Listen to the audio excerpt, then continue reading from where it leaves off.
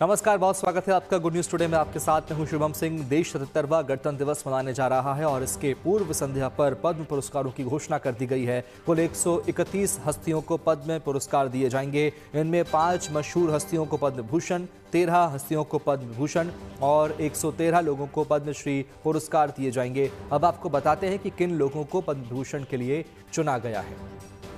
इसमें पहला नाम धर्मेंद्र सिंह देओल का है, जिन्हें इनके कला के क्षेत्र में योगदान के लिए सम्मानित किया जाएगा।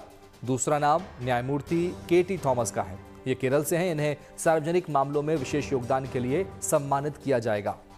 पद्म भूषण से सम्मान के लिए एन राजम को चुना गया है, जो उत्तर प्रदेश के रहने वाले हैं और कला के क्षेत्र में विशेष योगदान के लिए इनका चुनाव इस सम्मान के लिए किया गया है। आगे बढ़ते हैं। पी नारायणन को साहित्य और शिक्षा के विशेष योगदान के लिए पद्म विभूषण अवार्ड के लिए चुना गया है। ये केरल से आते हैं। आगे बढ़ेंगे। वीएस अच्युतानंद को सार्वजनिक मामलों में विशेष योगदान के लिए चुना गया है और ये सम्मान उन्हें दिया जाएगा। अब आपको पद्म भूषण पुरस्कारों के लिए चुने गए हस्तियों के नाम विस्तार से बताते हैं। सबसे पहले नाम है सिंगर अलका याग्निक का, भगत सिंह कोश्यारी, कल्लीपत्थी रामास्वामी, पलनीस्वामी, अभिनेता Mammootty, doctor Nori Dattatreya Naidu, Piyush Pandey, SKM. Maeilanandhan, Shatavadhani R Ganesh, Shibu Soren, Uday Kotak, VK. Malhotra, Vellappally Natesan, tennis खिलाड़ी विजय अमृतराज को सम्मानित किया जाएगा। इसके अलावा 113 नामचीन हस्तियों को पद्मश्री पुरस्कारों से सम्मानित किया गया है, जिसमें जिन्हें पद्मश्री मिलने वाला है उनमें भारतीय टीम के पूर्व कप्तान रोहित शर्मा और भारतीय महिला टीम की कप्तान हरमनप्रीत कौर, अभिनेता माधवन, क्रिकेटर प्रवीण कुमार, अभिनेता सतीश शाह, संत निरंजन दास, हॉकी खिलाड़ी सविता पुनिया शामिल हैं।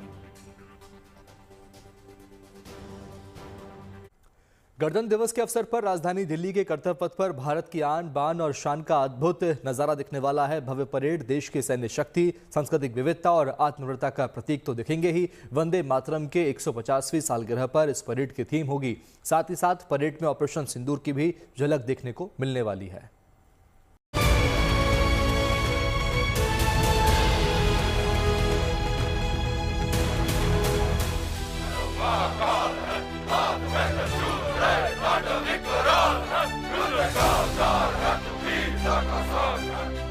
देश की आन बान और शान की तस्वीरें एक बार फिर गणतंत्र दिवस के मौके पर बिल्कुल नए अंदाज में दिखने वाली है।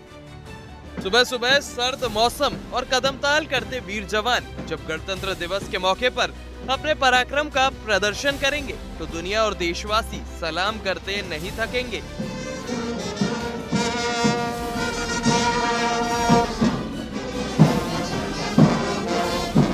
देश अपना 77वां गणतंत्र दिवस मनाने जा रहा है। इस बार मुख्य परेड की थीम वंदे मातरम पर रखी गई है। परेड के दौरान कर्तव्य पथ पर 30 झांकियां निकलेंगी, जो स्वतंत्रता का मंत्र वंदे मातरम, समृद्धि का मंत्र आत्मनिर्भर भारत थीम पर आधारित होंगी। ऑपरेशन सिंदूर के बाद 26 जनवरी की पहली परेड में काफी बदलाव देखने को मिलेंगे। यह पहली बार होगा कि जनता को सेना के पराक्रम को उसी क्रम में देखने को मिलेगा जिस क्रम में वे वास्तविक युद्ध के दौरान देती है। परेड में पहली बार बैक्टीरियन ऊंट, नई बटालियन भैरव भी मार्च पास्ट करती दिखाई देगी। हालांकि इस बार के फ्लाई पास्ट में राफेल, SU-30, अपाचे जैसे 29 विमान शामिल होंगे। हालांकि इस बार तेजस को नहीं रखा गया है। निमंत्रण पत्रों पर वंदे मातरम की 150वीं वर्षगांठ का लोगो होगा। परेड खत्म होने पर वंदे मातरम की थीम वाले बैनर के साथ गुब्बारों को हवा में छोड़ा जाएगा। पारंपरिक प्रथा से हटकर परेड स्थल पर एनक्लोजर के लिए इस्तेमाल किए जाने वाले VVIP और अन्य लेबल का इस्तेमाल नहीं किया जाएगा। इनकी जगह सभी एनक्लोजर का नाम भारतीय नदियों के नाम पर रखा गया है। पहली बार सेना के रेमाउंट एंड वेटनरी विंग के जानवर भी परेड में शामिल होंगे। इनमें 2 बैक्टीरियन ऊंट, 4 जास्कर टट्टू, 4 शिकारी पक्षी और 10 मिलिट्री डॉग भी होंगे। पहली बार भैरव लाइट कमांडो बटालियन भी गणतंत्र दिवस परेड में हिस्सा लेगी। अक्टूबर 2025 में भैरव बटालियन को इन्फेंट्री और स्पेशल फोर्सेस के बीच अंतर को पाटने के लिए बनाया गया है। 29 जनवरी को बीटिंग रिट्रीट सेरेमनी के लिए भी एनक्लोजर का नाम भारतीय वाद्य यंत्रों बांसुरी, डमरू, एकतारा, ऐसराज, मृदंगम, नगाड़ा, पखावज, संतूर, सारंगी, सरिंदा, सरोद, शहनाई, सितार, सुरबहार, तबला और वीणा के नाम पर रखा जाएगा। कर्तव्य पथ पर इस बार गणतंत्र दिवस के अवसर पर अनोखी झांकियों का भी प्रदर्शन किया जाएगा। राज्यों और केंद्र शासित प्रदेशों से 17 और मंत्रालयों से 13 समेत कुल 30 झांकियां कर्तव्य पथ पर निकलेंगी। संस्कृति मंत्रालय की वंदे मातरम, एक राष्ट्र की आत्मा की पुकार झांकी केंद्रीय थीम का मुख्य आकर्षण होगी, जबकि सैन्य मामलों का विभाग ऑपरेशन सिंदूर पर एक त्रिसेवा झांकी पेश करेगा, जो एकजुटता का प्रतीक होगा। झांकियों के साथ करीब 2500 कलाकार सांस्कृतिक प्रदर्शन भी करेंगे। इसके अलावा अलग अलग बैकग्राउंड के लगभग 10,000 खास मेहमानों को परेड के लिए आमंत्रित किया गया है। इसके अलावा रिपब्लिक डे परेड में 18 मार्चिंग टुकड़ियां और 13 बैंड हिस्सा लेंगे। परेड के दौरान प्रदर्शित होने वाली हथियारों में BrahMos Akash missile system, medium range surface to air missile system, advance towed artillery gun system, Dhanush तोप, शक्तिबाण और कुछ ड्रोन का स्टैटिक डिस्प्ले किया जाएगा। फ्लाई पास्ट में Rafale, Su-30, P-81, C-295, MiG-29, Apache, LCH, ALH और Mi-17 जैसे विमान और हेलीकॉप्टर विभिन्न संरचनाओं में शौर्य का प्रदर्शन करेंगे। परेड का एक और मुख्य आकर्षण भारतीय वायुसेना के पूर्व सैनिकों की झांकी होगी, जो राष्ट्र के प्रति उनके योगदान की एक झलक पेश करेगी। गणतंत्र दिवस परेड में तीनों सेनाओं के स्वदेशी उपकरण एवं हथियार भी प्रदर्शित किए जाएंगे। गणतंत्र दिवस परेड 2026 की शुरुआत 100 सांस्कृतिक कलाकारों द्वारा पारंपरिक युद्ध संगीत के साथ की जाएगी। कर्तव्य पथ पर सुबह 10:30 बजे से पराक्रम पर्व के समारोह का आरंभ होगा, जो करीब 90 मिनट तक चलेगा। प्रधानमंत्री नरेंद्र मोदी की तरफ से राष्ट्रीय युद्ध स्मारक पर पुष्पांजलि अर्पित करने के साथ कार्यक्रम की शुरुआत होगी।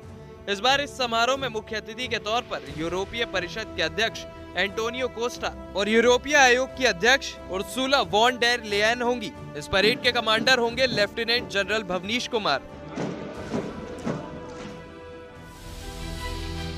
गणतंत्र दिवस को देखते हुए दिल्ली एनसीआर में सुरक्षा कड़ी कर दी गई है।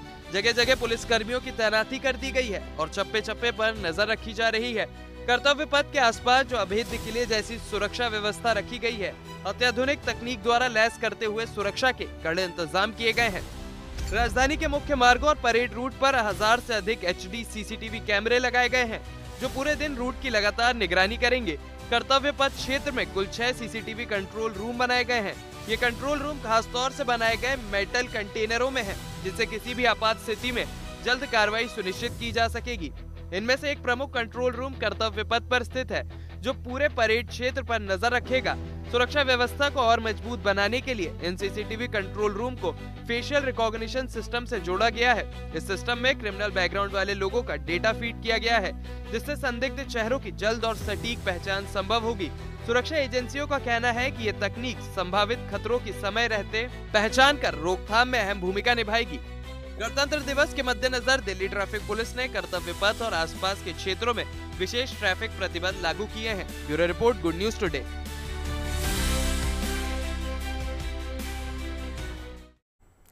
देश गणतंत्र दिवस मनाने जा रहा है तो पहाड़ों पर बर्फ का उत्सव 2 दिन से मनाया जा रहा है। हर हिल स्टेशन पर पर्यटकों की संख्या बढ़ती जा रही है और सैलानी बर्फबारी का जमकर आनंद उठा रहे हैं।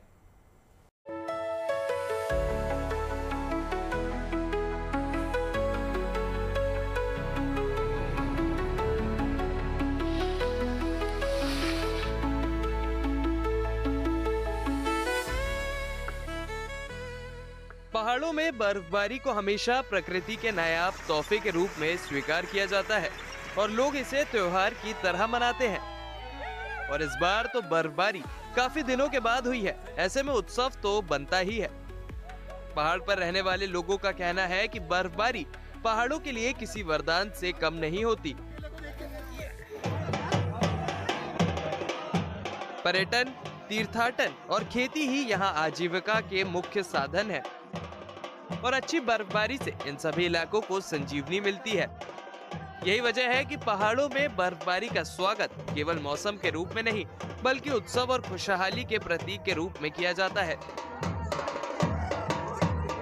इस तरह से बर्फबारी हुई है तो हम लोगों के यहाँ ये रहता है कि हम क्योंकि काफ़ी लंबे समय से इंतज़ार कर रहे थे कि बर्फबारी कब हो और बारिश कब हो, क्योंकि हमारी खास तौर पे आर्थिकी जो है वो नकदी फसलों पे टिकी हुई है। और जैसे बर्फबारी हुई उसके बाद हमने मंदिर प्रांगण में हम लोगों का तांदी नृत्य और जो यहाँ के पारंपरिक वेशभूषा के साथ जो है ये नृत्य हम लोग करते हैं, उत्सव मनाते हैं, क्योंकि बर्फबारी बहुत ज़रूरी है। और यहाँ क्योंकि काश्तकार हैं सब लोग और सब लोग चाहते थे कि बर्फबारी हो। सोशल मीडिया पर भी यमुना घाटी के बर्फधारी कॉफनॉल का वीडियो काफी तेजी से वायरल भी हो रहा है। गांव के लोग बर्फबारी के बीच ढोल दमाऊ जैसे पारंपरिक वाद्य यंत्रों के साथ लोक नृत्य करते नजर आ रहे हैं और बर्फबारी का उत्सव मना रहे हैं।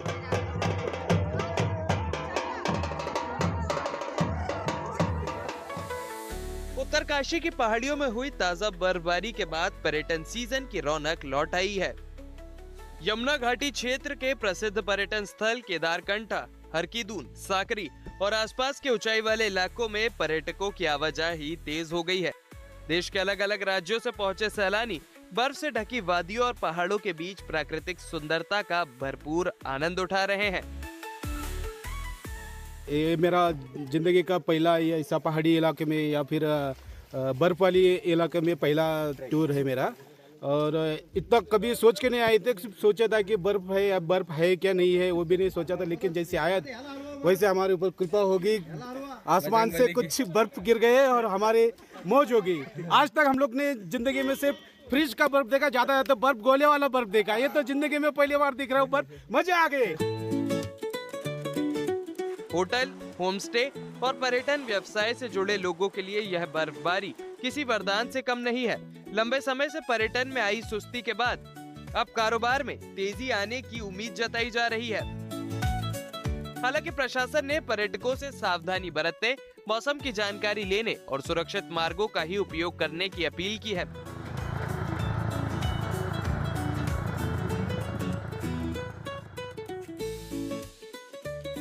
हिमाचल प्रदेश की प्रसिद्ध पर्यटन नगरी डलहौजी में बर्फबारी के बाद धूप खिलने से मौसम और सुहाना हो गया है।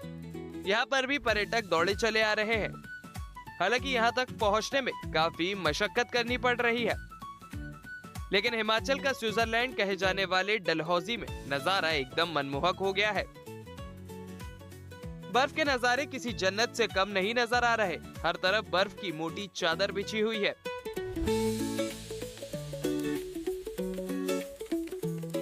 यहाँ डलहौजी में फर्स्ट स्नोफॉल हो चुका है, तो पूरा डलहौजी वाइट हो गया है। तो बहुत सारे टूरिस्ट भी आए हैं देखने, हम बहुत इंजॉय कर रहे हैं। स्नो वॉक पे आए हुए हैं, हम रील्स बना रहे हैं, फोटो सेशन कर रहे हैं और बहुत ही इंजॉय कर रहे हैं। मैं कहती हूँ सबको डलहौजी जरूर एक बार आना चाहिए स्नो देखने। बहुत ही पूरा स्नोई वाइट हो गया है, चारों तरफ सुनहरी चादर बिछी हुई है, ऊपर से धूप जो खिली हुई है, बहुत ही मजा आ रहा है। उत्तराखंड का मशहूर हिल स्टेशन मसूरी को भी प्रकृति ने सफेद चादर में लपेट दिया है, जिसका आनंद लेने सैलानियों की भारी भीड़ उमड़ पड़ी है। बर्फबारी के बाद मसूरी का नजारा किसी हिल स्टेशन से किसी विंटर डेस्टिनेशन जैसा दिखाई दे रहा है। ठंडी हवाओं के बीच पर्यटक इस मौसम का भरपूर आनंद लेते नजर आ रहे हैं। जम्मू कश्मीर के गुलमर्ग का नजारा तो किसी स्वर्ग से कम नहीं है। यहाँ पर चारों तरफ बर्फ ही बर्फ नजर आ रही है। जो पर्यटक यहाँ पहुँचे हैं उनके आनंद की तो सीमा ही नहीं है। हर कोई बस एंजॉय करने में मशगूल है और अपने ट्रिप का मजा दोगुना कर लेना चाहता है। बहुत मजा आ रहा है यहाँ पे और पूरे दोस्तों के साथ आए, फुल एंजॉय कर रहे हैं। आप भी आओ और आप भी एंजॉय करो। कारगिल जिले के द्रास क्षेत्र में मौसम की सबसे अधिक बर्फबारी दर्ज की गई है, जिससे यह इलाका तेजी से एक प्रमुख स्नो स्की डेस्टिनेशन के रूप में उभर रहा है। लगातार हो रही बर्फबारी से द्रास घाटी और आसपास की पहाड़ियां सफेद चादर से ढक गई हैं, जो शीतकालीन खेलों विशेष रूप से स्कीइंग के लिए अनुकूल हालात बन गए हैं। लोगों का कहना है कि ताजा बर्फबारी ने द्रास के प्राकृतिक स्की ढलानों को और बेहतर बना दिया है, जिससे द्रास की पहचान एक उभरते शीतकालीन पर्यटन केंद्र के रूप में मजबूत हो रही है। दुनिया के सबसे ठंडे आबाद इलाकों में गिने जाने वाला द्रास अब अपनी कठोर सर्दियों को अवसर में बदल रहा है।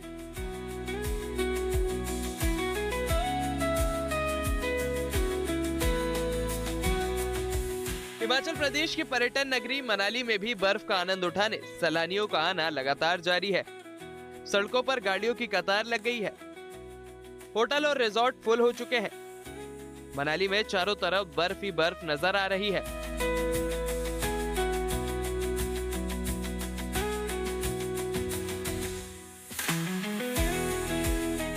ठंडे मौसम और खूबसूरत नजारों का लुत्फ उठाने के लिए पर्यटक दार्जिलिंग पहुंच रहे हैं। दार्जिलिंग की पहाड़ियां बंगाल और आसपास के राज्यों के लोगों की पसंदीदा जगह रही है। ऐसे में जब भी लोगों को समय मिलता है, दार्जिलिंग जाना पसंद करते हैं। हालांकि दार्जिलिंग में पर्यटन का मौसम खत्म हो चुका है, लेकिन 5 दिनों की छुट्टी के कारण दार्जिलिंग पर्यटकों से खचाखच भरा हुआ है। ज्यादातर होटल भरे हुए हैं। गर्म कपड़ों की दुकानों पर भी पर्यटकों की भारी भीड़ है। दिन के समय मौसम सुहाना रहता है, लेकिन शाम होते होते तापमान गिरकर 2 से 3 डिग्री तक पहुंच जाता है।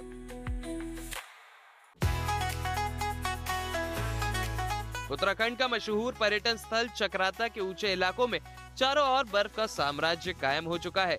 यहाँ के लोखंडी समेत कोटी कनासर, बुनेर, मोई लाटोब, जाड़ी धारनाधार समेत आसपास के इलाकों में सड़कें, पेड़, पहाड़ और मकान सब कुछ बर्फ के आगोश में है। बर्फबारी ने इलाके की खूबसूरती में 4 चांद लगा दिए हैं।